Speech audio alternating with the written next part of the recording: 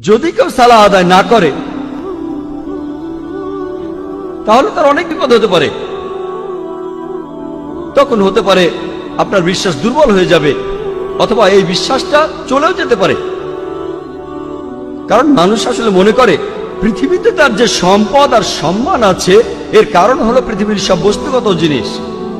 এভাবে সে আল্লাহ সুবহানাহু ওয়া তাআলার কাছ থেকে দূরে সরে যায়। এই নিয়ম শৃঙ্খলার অভাবেই সে আল্লাহ সুবহানাহু ওয়া তাআলা থেকে দূরে সরে যায়। পৃথিবীর বিভিন্ন জিনিসের মোহ থাকলে, বস্তুগত জিনিসের, তাহলে সম্ভাবনা থাকে যে সে অন্যায় কাজ করবে। এভাবে সে সিরাতাল মুস্তাকিম থেকে দূরে সরে যাবে, সরল পথ থেকে। মনের ভেতরে তখন শান্তিও থাকবে না। আপনার কাছে যে পরিমাণ সম্পত্তি থাকুক না কেন, এই সম্পদ আপনাকে শান্তি দিতে পারবে না। আর মানুষজন যে কারণে সালাহ আদায় করে না সেটা হলো তাদের জ্ঞানের অভাব। পবিত্র কোরআন বলছে, সূরা ইমরানের 185 নম্বর আয়াতে উল্লেখ করা হয়েছে, কুল্লু নাফসিন যায়কাতুল মাউত, প্রত্যেক জীবকে মৃত্যু স্বাদ গ্রহণ করতে হবে এবং কিয়ামতের দিন তোমাদেরকে তোমাদের কর্মফল পূর্ণ মাত্রায় দেওয়া হবে। এবং যাকে দোজখের আগুন থেকে দূরে রাখা হবে আর যাকে জান্নাতে দাখিল করা হবে সেই হবে এই দুনিয়ার উদ্দেশ্য পূরণে সফল কাম। কারণ নিশ্চয়ই এই পার্থিব জীবন একটা ছলনাময়, ভোগ ব্যতীত কিছুই নয়। সালাহ আদায় করলে অনেক উপকৃত হবেন। সালাহ একটা জীবন দর্শন। সালাহ আপনার আত্মিক অবস্থানকে উন্নত করবে, পাশাপাশি শারীরিকভাবে উপকৃত হবেন।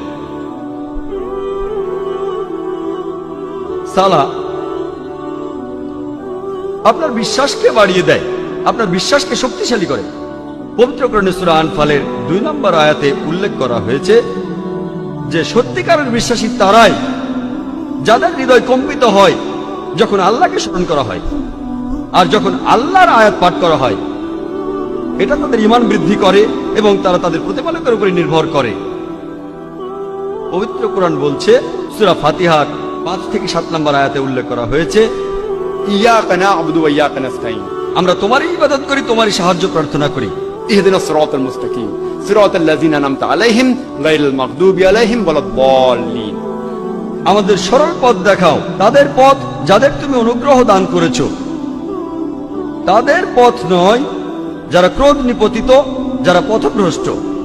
এতে আপনার জীবনের শৃঙ্খলা বাড়বে।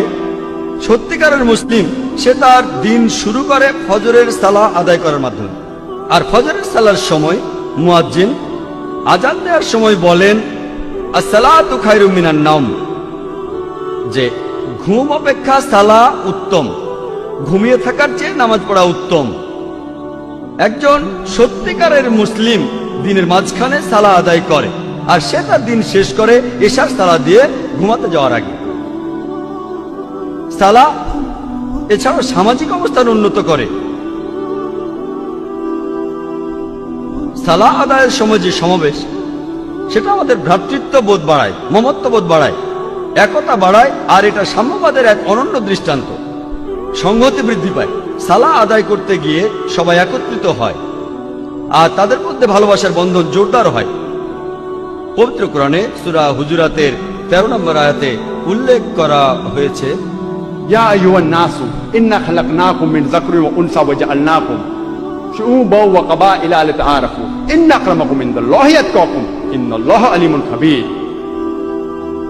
হে মানুষ জাতি, আমি তোমাদের সৃষ্টি করেছি একজন পুরুষ ও একজন নারী হইতে, পরে তোমাদের বিভক্ত করেছি বিভিন্ন জাতি ও গোত্রে, যাতে তোমরা অপরের সাথে পরিচিত হতে পারো। এজন্য নয় যে তোমরা পরস্পরকে ঘৃণা করবে। আর তোমাদের মধ্যে আল্লাহর কাছে সেই ব্যক্তি অধিক মর্যাদা সম্পন্ন যে তোমাদের মধ্যে অধিক মুত্তাকি, অধিক ন্যায়পরায়ণ। নিশ্চয়ই আল্লাহ সকল কিছু জানেন, সমস্ত খবর রাখেন। আল্লাহ সুবহানাহু ওয়া তাআলা আমাদের যেটা দিয়ে বিচার করবেন সেটা গোত্র নয়, বর্ণ নয়, ধর্মবিশ্বাস নয়, সম্পদ নয়, লিঙ্গ নয়, সেটা হলো তাকওয়া, অর্থাৎ ন্যায়পরায়ণতা, আল্লাহকে মেনে চলা এবং ধার্মিকতা। পবিত্র কোরআনে সূরা হুমাজার 1 নম্বর আয়াতে উল্লেখ করা হয়েছে, ওয়াইলুল লিকুল্লি হুমাজাতিল লুমাজা, দুর্ভোগ তাদের যারা সামনে ও পেছনে মানুষের নিন্দা করে থাকে। সালাহ আমাদেরকে বিরত রাখে মানুষের নিন্দা করা থেকে। পবিত্র কোরআনে সূরা হুজুরাতের 11 নম্বর ও 12 নম্বর আয়াতে উল্লেখ করা আছে, ইয়া আইয়ুহাল্লাযিনা আমানু, হে মুমিনগণ, তোমাদের মধ্যে কোনো পুরুষ যেন অপর কোনো পুরুষকে উপহাস না করে, কেননা যাকে উপহাস করা হয় সে উপহাসকারী অপেক্ষা উত্তম হতে পারে। কোন নারী অপর নারীকে যেন উপহাস না করে, কেননা যাকে উপহাস করা হয় সে উপহাসকারী অপেক্ষা উত্তম হতে পারে। একে অপরের প্রতি তোমরা দোষারোপ করো না এবং তোমরা একে অপরকে মন্দ নামে ডেকো না। ইয়া আইয়ুহাল্লাযিনা আমানু, হে মুমিনগণ, তোমরা অনুমান হতে দূরে থাকো, কারণ অনুমান কোন কোন ক্ষেত্রে পাপ। একে অপরের গোপনীয় বিষয় সন্ধান করো না এবং একে অপরের পশ্চাতে নিন্দা করো না, পেছন থেকে নিন্দা করো না। তোমাদের মধ্যে কি কেউ তার মৃত ভাইয়ের গোশত খেতে চাইবে? পবিত্র কোরআন বলছে, যদি পেছন থেকে নিন্দা করেন তাহলে আপনি যেন আপনার মৃত ভাইয়ের গোশত খাচ্ছেন, কারণ মৃত ভাইয়ের গোশত খাওয়া হলো দ্বিগুণ অপরাধ। খাদ্য হিসেবে মানুষের গোশত খাওয়া একটা অপরাধ। এমনকি ক্যানিবালরা যারা মানুষের গোশত খায় তারাও কখনো তাদের মৃত ভাইয়ের গোশত খায় না। কোরআন বলছে যদি পেছন থেকে নিন্দা করেন তাহলে দ্বিগুণ অপরাধ করছেন। অপরাধটা এমন যেন আপনি মৃত ভাইয়ের গোশত খাচ্ছেন। কোনো প্রমাণ ছাড়াই কারো ব্যাপারে নিন্দা করো না, এটা পাপ। আর কারো পেছন থেকে নিন্দা করা হলো দ্বিগুণ পাপ, দ্বিগুণ পাপ। আর আল্লাহ সুবহানাহু ওয়া তাআলা এখানে তিনি নিজেই উত্তর দিয়েছেন, তোমরা তাকে ঘৃণ্যই মনে করো। সালাহ এটা আমাদের ব্যবসা ক্ষেত্র এবং দৈনন্দিন কাজের মধ্যে সত্যবাদিতা এবং সততাকে বাড়ায়। আমি আগে বলেছিলাম পবিত্র কোরআনে সূরা আনকাবুতের 45 নম্বর আয়াতে উল্লেখ করা হয়েছে, উতলু মা উহিয়া ইলাইকা মিনাল কিতাবি ওয়া আকিমিস সালাতা ইন্নাস সালাতা তানহা আনিল ফাহশাই ওয়াল মুনকার, যে তুমি আবৃত্তি করো সেই কিতাব হতে যা তোমার প্রতি প্রত্যাদেশ করা হয় এবং সালাত কায়েম করো, কারণ নিশ্চয়ই সালাত তোমাকে অশ্লীল ও মন্দ কাজ হতে বিরত রাখে। পবিত্র কোরআন বলছে সূরা ইসরার 81 নম্বর আয়াতে উল্লেখ করা হয়েছে, ওয়াকুল জাল হক ওয়া যাকাল বাতিল ইন্নাল বাতিলা কানা যাহুকা, বলো সত্য এবার উপস্থিত হয়েছে এবং মিথ্যা বিলুপ্ত হয়েছে, কারণ নিশ্চয়ই মিথ্যা তার প্রকৃতিগত কারণেই ধ্বংস হয়ে যাবে। সালাহ আমাদের সত্যবাদী হতে শেখায়।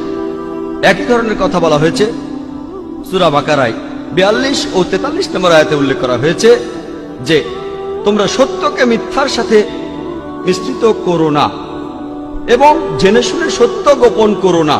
কোরআন আমাদের সত্যবাদী হতে শেখায় যে সব সময় আমরা সত্যি বলবো।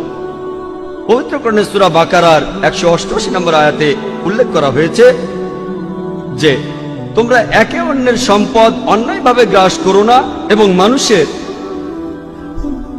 ধন সম্পত্তির কিয়দাংশ জেনে শুনে অন্যায়ভাবে গ্রাস করার উদ্দেশ্যে সেটা বিচারকের নিকট পেশ করো না।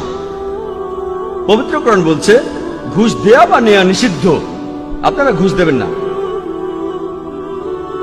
পবিত্র কোরআন আমাদের দেখিয়ে দেয় কিভাবে সৎ জীবনযাপন করতে হবে। পবিত্র কোরআন মানুষের জীবনে শান্তি এনে দেয়। পবিত্র কোরআনে সূরা রদের 28 নম্বর আয়াতে উল্লেখ করা হয়েছে, নিশ্চয়ই যখন আল্লাহকে স্মরণ করা হয় হৃদয় তখন শান্তি খুঁজে পায় এবং প্রশান্ত হয়। যখন আল্লাহকে স্মরণ করবেন, যখন সালাহ আদায় করবেন, আপনি তখন খুবই শান্তিতে থাকবেন, আপনার হৃদয় প্রশান্ত হবে।